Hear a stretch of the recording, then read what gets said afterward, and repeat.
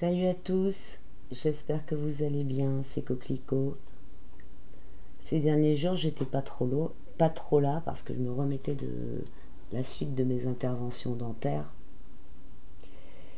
Donc j'ai pris du retard dans les mails et j'étais pas trop sur Facebook ni dans les coms de YouTube. Ne vous inquiétez pas, j'ai vu des messages de gens très gentils qui s'inquiétaient pour moi par rapport aux violences qu'il y a sur Paris. Vous inquiétez pas, c'est franchement dans des points très précis les médias, enfin les merdias ont mis en boucle les mêmes trucs qui faisaient croire que tout Paris était en feu, mais c'est pas du tout le cas, même s'il y a eu quand même des trucs de violence, hein, mais bon, on s'y attendait. J'en parlerai dans une autre vidéo. On sent hein, que les énergies, elles sont chaudes, elles sont dures en ce moment. Hein. Vraiment, les gens, ils sont super énervés, ils sont désagréables. Je le vois même dans les coms. D'habitude, j'ai que des coms sympas. Et puis là, il y a des gens qui prennent le temps. Je me demande toujours pourquoi les gens prennent le temps de laisser des coms désagréables. C'est eux qui perdent du temps. Et en plus, quand quelqu'un laisse un com acide, aigre, en fait, généralement, il montre sa propre faiblesse à lui. Et ça, enfin, c'est quelque chose qui est bien connu dans tous les trucs de communication non violente et enfin, voilà, de psychologie, de toutes ces choses-là. Quand quelqu'un commence à te montrer de l'agressivité, c'est que il se sent en fait surtout quand je veux dire quand quelqu'un commence à te montrer de l'agressivité alors que tu n'en montres absolument pas, c'est que cette personne se sent menacée par toi, menacée ou d'une certaine façon quoi, ou par parce qu'elle fait, parce qu'elle est capable de faire, ou parce qu'elle dégage au niveau énergétique ou vibratoire. Ça peut aussi, comment dire, signifier un déficit chez la personne qui est agressive. Elle peut être agressive parce qu'elle sait qu'elle a un déficit d'une certaine chose et qu'elle voit chez l'autre personne, et donc ça la rend agressive. Souvent d'ailleurs, les gens, enfin, à la base des rapports violents, c'est souvent les gens qui sont les moins sûrs d'eux, qui sont qui se mettent le plus en avant d'une façon agressive et qui attaquent les autres justement parce qu'ils se sentent faibles. Donc c'est comme ça que j'interprète. Là, je veux rabaisser personne ni rien, mais moi, c'est ce ressenti-là que j'ai quand quelqu'un m'envoie comme en me disant des trucs. Surtout que moi, je prétends rien du tout dans mes vidéos. J'ai jamais prétendu que j'étais tarologue. Je suis sûrement pas tarologue. Je suis cartomancienne parce que je pratique les cartes. Voilà, c'est tout. Et après, j'aide les gens avec ça. Ça fait pas mal d'années que je fais ça. Et quand j'évoque mon âge, c'est pas pour donner une indication ou un sentiment de supériorité. C'est juste pour évoquer que j'ai vu les choses se transformer ou que j'ai une certaine expérience de la vie qui m'a permis de faire certaines constatations. Parce qu'on n'a pas du tout le même point de vue à 20 ans, à 30 ans, à 40 ans ou à 50 ans. Donc généralement quand j'évoque mon âge, c'est par rapport à ça. Et non pas pour dire oui je suis grand maître, ceci, cela, je suis supérieur à vous. Sûrement pas, non.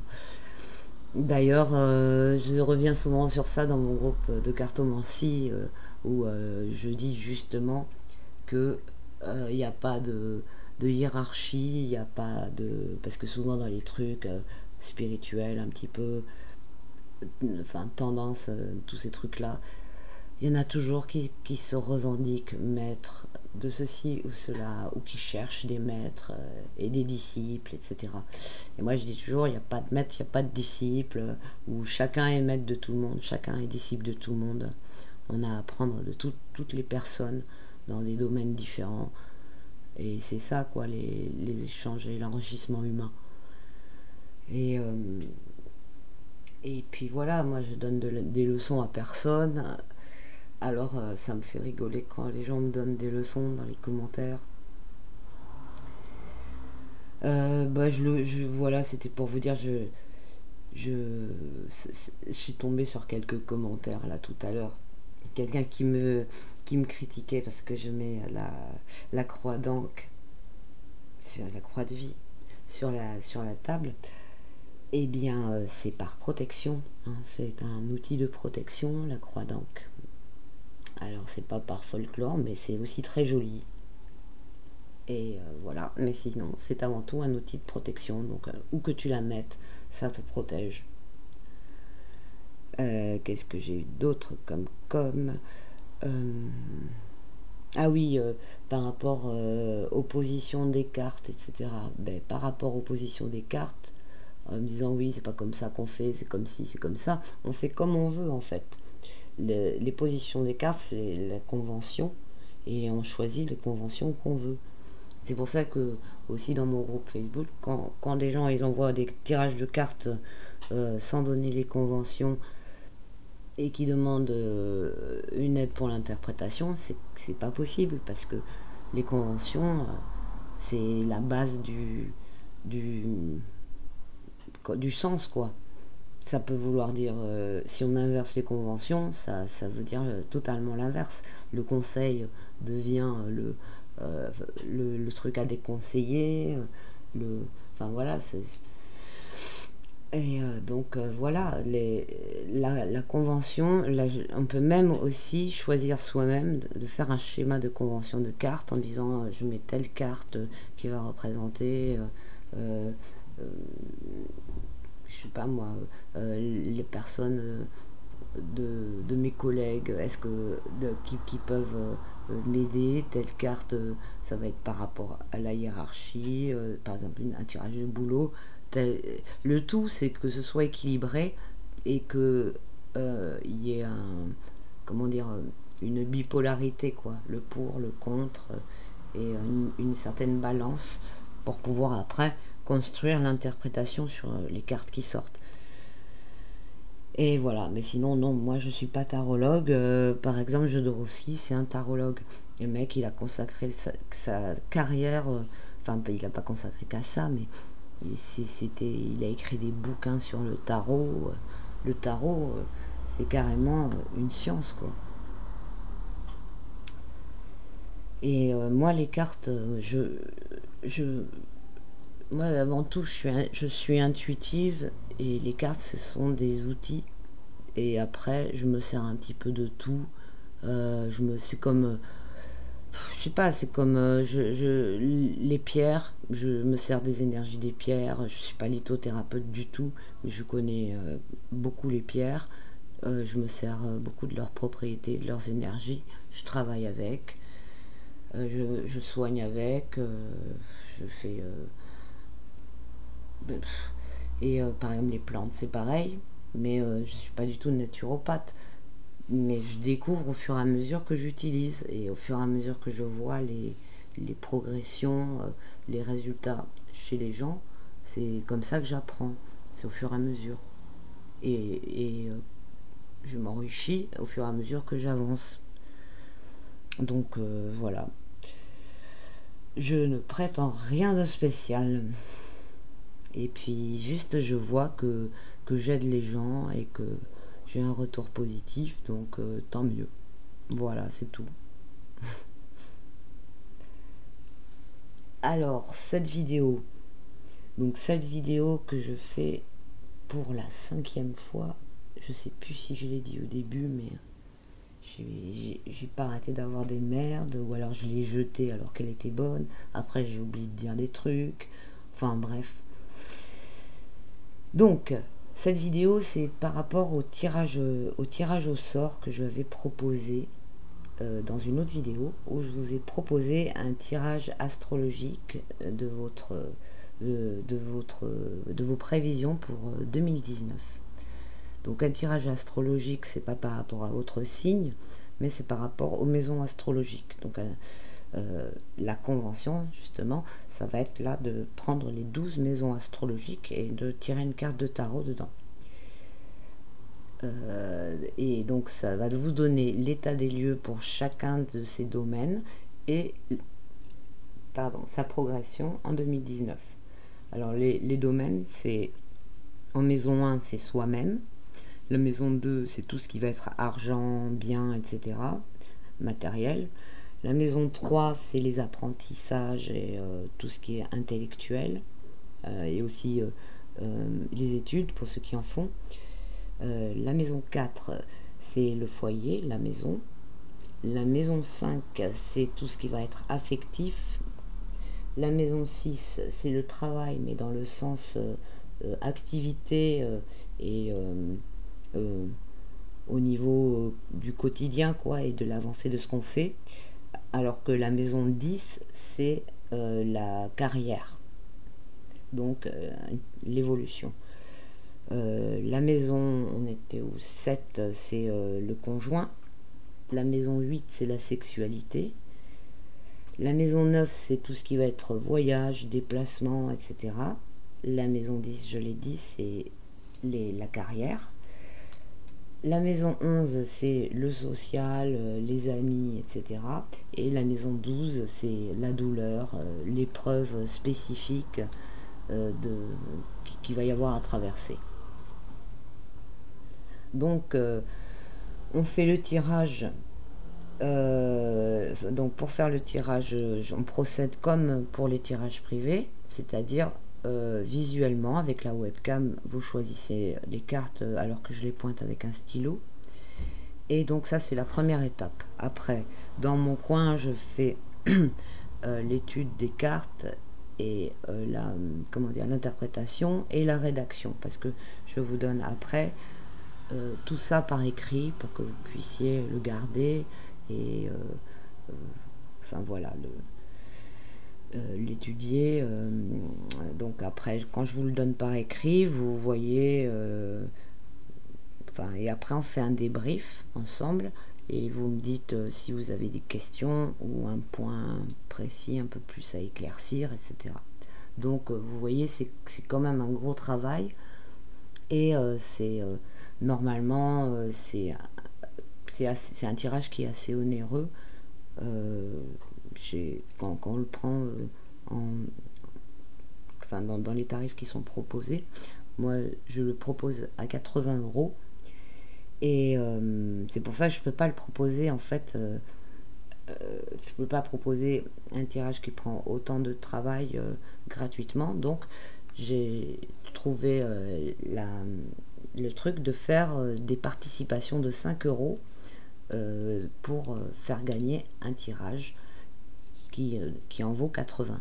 Donc ça va faire 16 participations de 5 € pour faire un tirage au sort.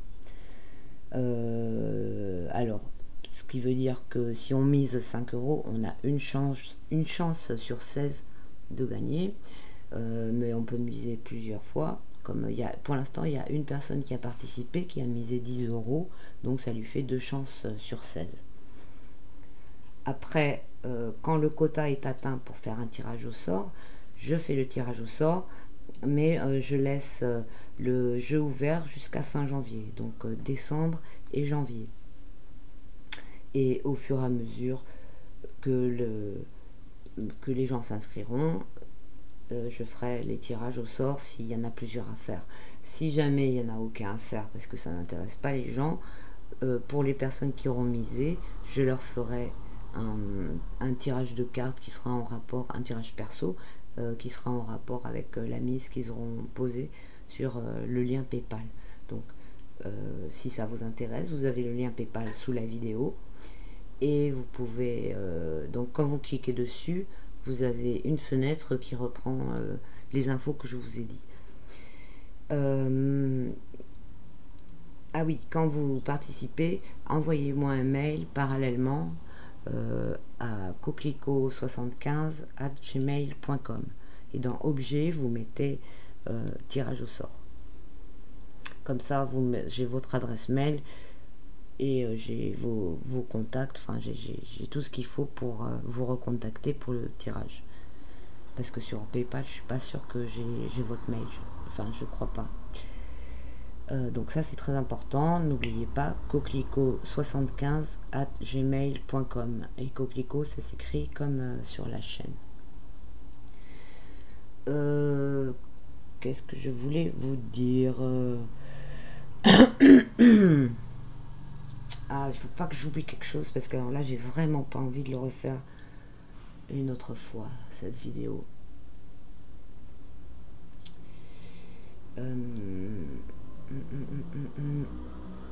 Alors, tirage au sort, ouais. Donc, je vous ai expliqué les maisons, comment ça se passait, tata. Oui, donc ça allait, je laissais ouvert décembre et janvier, ça je l'ai dit. Le mail, je l'ai dit. Bon, ben je crois que j'ai tout dit. Je crois que j'ai tout dit au sujet du tirage.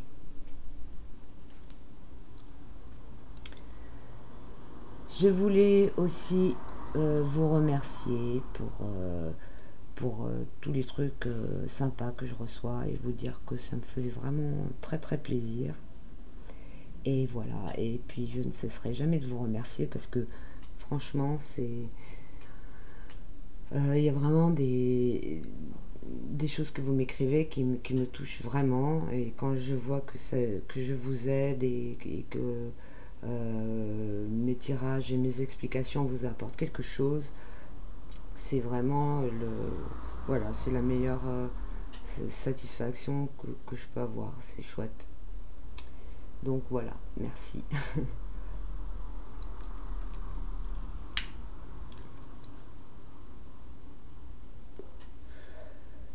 Je vais... ah oui, il y a des personnes qui m'ont dit que ma chaîne Coquelicot Clico, donc la chaîne secondaire sur laquelle je peux faire les tirages en direct, enfin je sais même pas si je peux toujours les faire, faut que je vois. Parce qu'il y a des gens qui m'ont dit que ils sont abonnés à la chaîne et ça leur a mis une page d'erreur. J'ai pas encore été voir, j'ai pas eu le temps de m'occuper de ça, mais voilà, je vais aller voir. N'hésitez pas à me dire. De toute façon, le mail, c'est ça. Ils peuvent pas me le couper, donc vous pouvez me contacter par mail. Et voilà. Et sinon, bah, je crois que j'ai rien d'autre à vous dire. Je vais faire un tirage sur les impôts, le prélèvement à la source, savoir comment ça va se passer. Et puis le prochain tirage en direct, ben franchement, je sais pas quand c'est que je vais le faire. J'essaye de le faire dès que je peux. Faut que je m'occupe. En fait, faut vraiment que je m'occupe de toutes ces merdes sur l'ordi et ces trucs pour que ça fonctionne bien, quoi. Donc j'ai vu que j'avais aussi des propositions d'aide informatique. Donc je vais regarder ça, mais il faut que on se cale un moment pour résoudre tout ça. En attendant, je ferai quand même un essai avec l'autre chaîne là, Coquelicot Clico, pour voir si je peux toujours les faire, les live YouTube. Et puis voilà, et si ça marche pas, il faudra attendre un petit peu. Bon, et bien j'espère que vous allez passer un bon dimanche et une bonne semaine. Et puis que vous serez nombreux à participer au tirage au sort, parce que comme ça c'est cool, moi ça me fait bosser aussi. Et puis vous, ça vous permet de gagner un tirage, un truc vraiment sérieux et bien. Donc c'est un bon échange, je trouve. Et voilà. Et puis pour ceux qui aiment bien jouer, ben voilà. Bon, Eh bien, je vous fais plein de bises et puis à très bientôt.